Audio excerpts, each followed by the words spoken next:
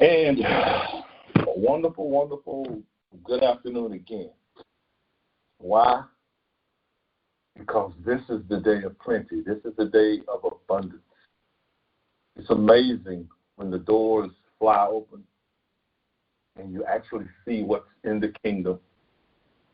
You actually realize your nature changing on perception. And you realize that the need of every man is to be covered. Today is April 5th, 2023. This is recording 502, entitled The Law That Governs All. The Law That Governs All.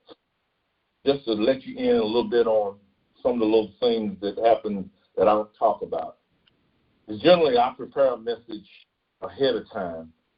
And then right before, maybe 2 or 3 hours before the broadcast, I will sit down and just go over to make sure I'm up to speed. But I sat down today, and guess what? The page was blank. There was nothing on the page but a title. The title was The Law That Governs All. And I sat down and went, oh, my goodness, if I had just waited, I'd have gotten up and would have had a blank page. I don't have anything. And a voice said, you got me. And I said, yeah, I got you. I always have you, and I always have a message. So into the message of the law that governs all. The need of every man is to be covered from all danger. That's his only need. He may say he needs money. He may say he needs health. He may say he needs clothing, land, or whatever. But at the center of all of that, he's saying, I need to be covered. I need to be covered from anything that might cause danger, anything that might cause limitation, hurt, harm, or endangerment. Now, my question is, can you believe that there is a law, one law, that governs all that this experience displays, both in heaven and in earth, out into the universe, out into the cosmos? You hear them every day talking about aliens being covered up, aliens being held hostage, aliens trading concepts and electronics.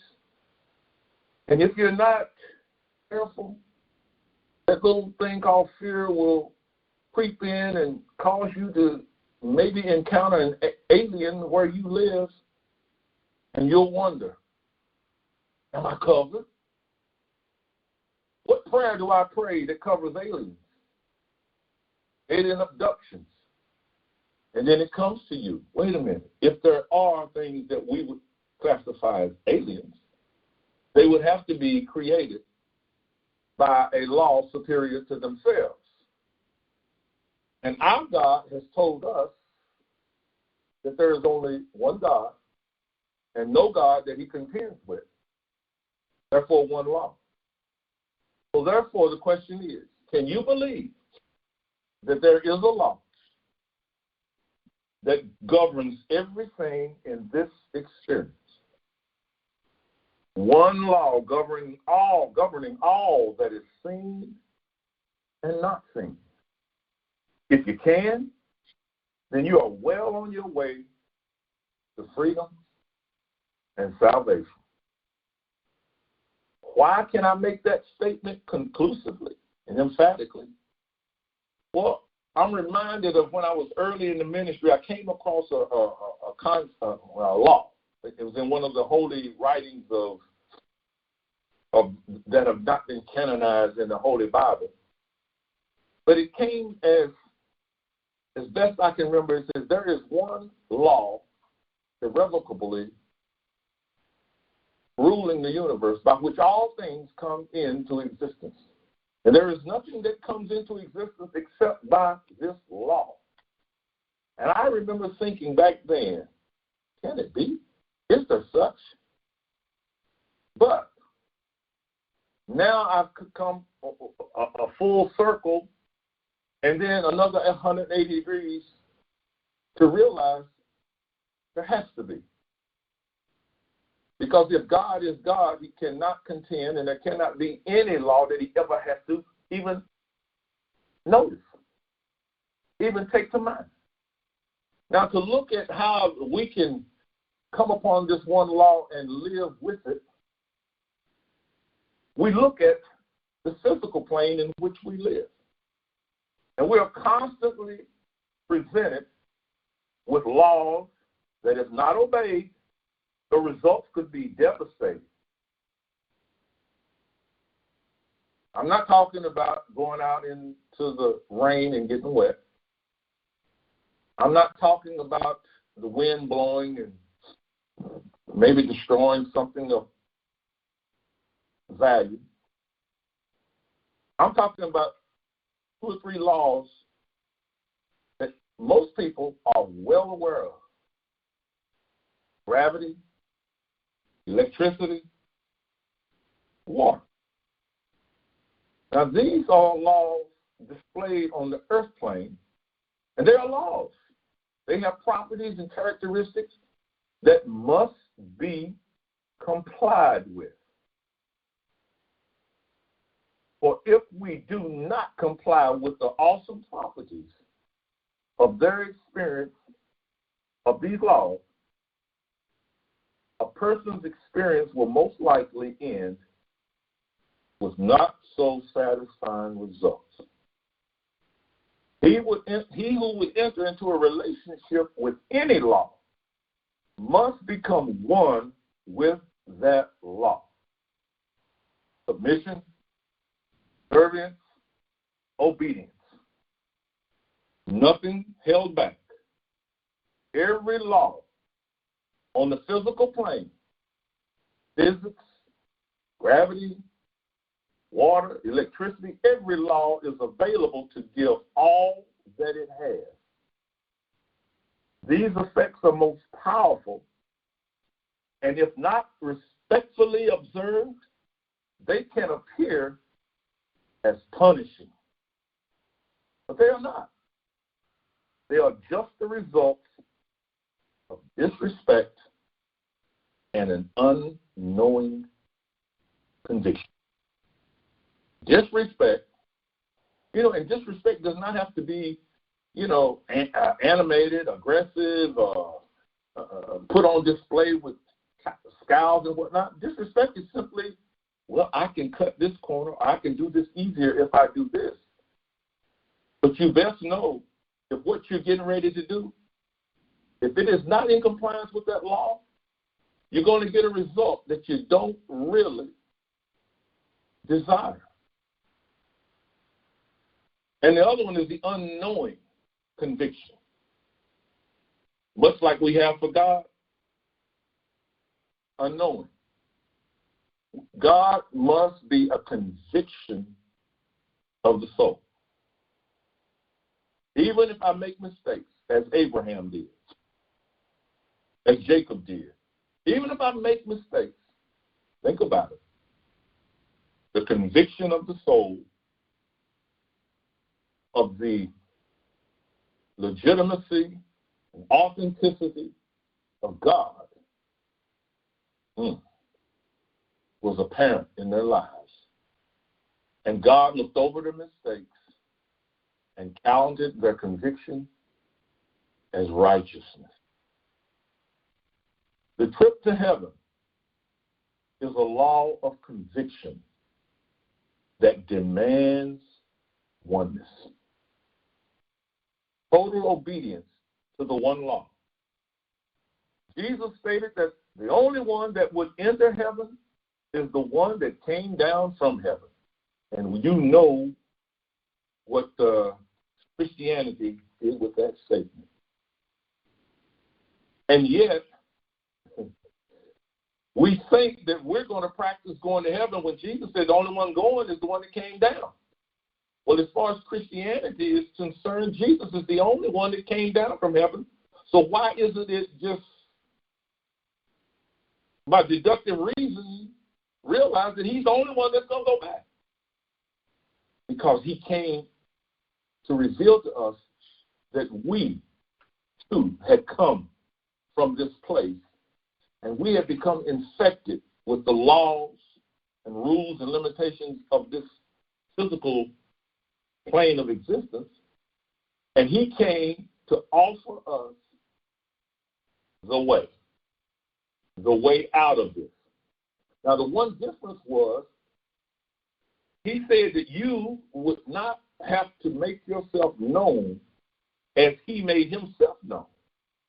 He had to make himself known because he could enter the last phase of the journey, which was death on this plane, to prove that eternal life cannot die. But you do not have to express that is your belief. All you have to do is live it. All you have to do is know it. Follow the teaching. And your pathway will be just as great as his if we could realize that we too came from heaven. Remember the scripture that says he came unto his own. He didn't come to someone who he owned as in property. He came to those who are like him. And he came to feed us the fountain of water that would bubble up into everlasting life. He came to show us the abundant life that's inherent within everyone, and yet we fail to recognize it because we are being told that we're not worthy and that somehow we're going to gain enough points to become worthy. When he said, I come that you might have life and you might have life abundantly. Only follow my direction. And if you recall, he said to Philip, the way, you know. The pathway or journey, it's not one of dying on this plane and then having our spirit enter that glorious plane. It is dying to the laws of limitation that were put on us at birth, the laws of limitation of this world, and being governed by the one law, the law of being. He stated that this law was within every person, not like what Christianity walks around now saying. Everybody don't have the Spirit of God. Yes, they do. Or I don't believe in God. Doesn't matter. Doesn't matter what you say. As I find an opening in conversation with people, I will look at them and I'll just say, you're having a God experience whether you want to or not. And you can deny it all you want to. You're on the path. And you're going to stay on the path till your eyes open. And all of these difficulties that are coming at you, they're coming to get you focused on your pathway home. Now, you can do what you want to do with this experience. You can live it down under a bridge and be proud that you're homeless and you don't receive anything. Or you can live it in the middle where you acquire all of the things of this earth that you don't have to desire for anything material. Or you can desire, as I said, to ride off in a chariot of fire. Another way of looking at that, ride off in the spirit of knowing that there's nothing that limits your well-being. He stated that this law, as I had said before, is within each person. It, the law, he called a kingdom, and when observed in oneness, observed in oneness, I am that law. I am that law. My conscious understanding or my perception in this plane of existence may not readily accept that, but it does ask the question, how did I get to the size I am? How am I breathing? How am I thinking? How do I store intelligence within me to be recalled? I have a man tell me last night, he says, I done got to a point where I don't remember things, and I can hardly remember my name. I said, you need to stop that, because when I was a young boy, there were things I couldn't remember. There were things I wanted and I couldn't. But now I've come to the place where I realize that information is already within me, even if this other person, don't know it. All I have to do is ask who, what, when, where, or how, and that information will come to me. I was trying to think of, my wife was describing a young girl that always keeps her hair pulled back in a ponytail, and she plays piano and she sings, and she's real pretty, and I'm sitting up going, yeah, God. And we went on for about 2 or 3 minutes, and I said, I can't call her name. I was Lisa or something. She said, yeah, it was something like that, and I went on. 24 hours later, I'm sitting there just minding my own business, and all of a sudden, these words popped in my head. Alicia Keys. I said, that's who she's talking about. Now, what if I said I've gotten old to the point where I can't remember? No, I know that one law houses every piece of understanding and law that exists. If I were to find myself in a foreign country and needing to talk to someone, the dependency on this law would allow me to communicate somehow, even in their language or in some kind of way that they would understand. You see, there's only one law. It's the law of being.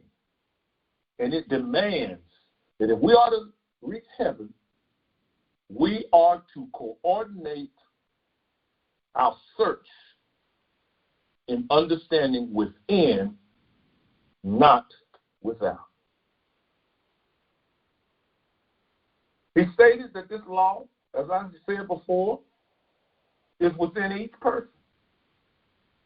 He called it a kingdom, and when observed in oneness, it would display the desire of every man's heart.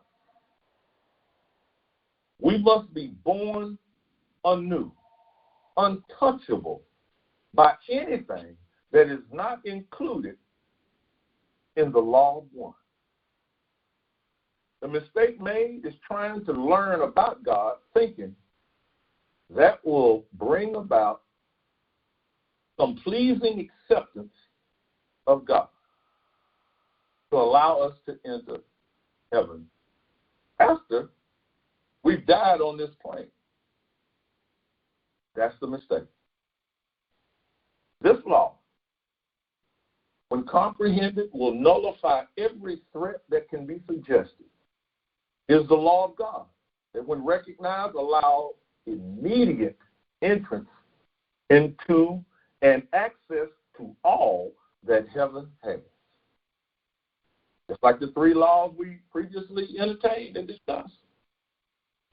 Ask, seek, and knock. When God's creation actually understands those 3 words, there will be no more, the wicked will cease from troubling. There will be no more bad scenes and whatnot. We will simply just look on in observance, knowing I asked, I sought with all my heart, and I knocked. And the doors flew open. I didn't approach God in the way that most people who don't approach God say, yeah, I know you've heard it. When I get myself together, I'm going to come to church. Well, I've got one person now that's been 30 years. He hasn't come to church yet. I hope that wherever he is now, he is seeking going to church, but he said, when I get myself together. You see, asking, seeking, and knocking simply says, come as you are. Come as you are. With continued dedication and knocking, This will cause the kingdom doors to fly open, revealing that which eyes have not seen, nor ears have heard. The earthly mind cannot imagine what is to be beheld when those doors fly open. No, you won't look in and suddenly see, oh, there's my mansion, there's my fur coat, oh, there's my Jordans, there's my Nikes, there's my patent leather, my alligator, silk and silk. No, you won't see that. You will see that which is unimaginable, but you will welcome it into your heart. And oh my goodness, this is what you have reserved for me? Yeah. Like I said, when I looked down at the page and said, I have nothing, the voice said, you got me. Oh, I got you. Sometimes we have to be reminded. But when you're open, what leaves? Concern, fear, laugh. God has reserved all when man has only one desire and one possession to have. That is the presence of the Almighty, always with you. When open the doors are, God is seen in all his splendor. There are no questions. When in reality God is seen, man's nature immediately changes. Remember what I just said was in the last week? When Abraham met God, he dropped all he had and went off into a land trusting. His nature changed. When Paul met God on Damascus Trail, his nature changed. And he went into places where he knew that he was not welcome, but he went trusting. When Peter met God, thou art the Christ, the Son, his nature changed. When Jesus met God, all we know is his nature just blew up. To look at all of the things he faced for 3.5 years with a conviction. And there have been many, Moses, when he met God, one man, his nature changed. And he went into Egypt with a stick in his hand. You see, that's what being born anew is. The doors have to fly open, but the presence of God has to announce itself. It's not in memorization. It's in the presence of God announcing itself. And that's when all fear and concern and all just start to fade. This man, as he has seen himself, is no more. He has no need to learn anything. Please hear me. If you think you're trying to learn how to please God, stop. Stop trying to learn and ask, Lord, I want to know your presence. I want to know who you are. Speak. My heart is penitent. My heart is contrite. My heart is convicted. Knock. Knock. Knock means to what? Expect entrance. Expect to be let in. But when the doors fly open and you see God, what do you need to learn? If God is living in the temple, what do you need to learn to do in there? What do you need to pray about? When you actually, and that's what Jesus said to Pilate. Dude, you could have no power except the power given thee from what? Asking, seeking, and knocking. Now, if Jesus had decided that they were not going to crucify him, all he had to do was just know that. But it was more needful for us that he revealed to us that he was destroying him who had the power of life and death.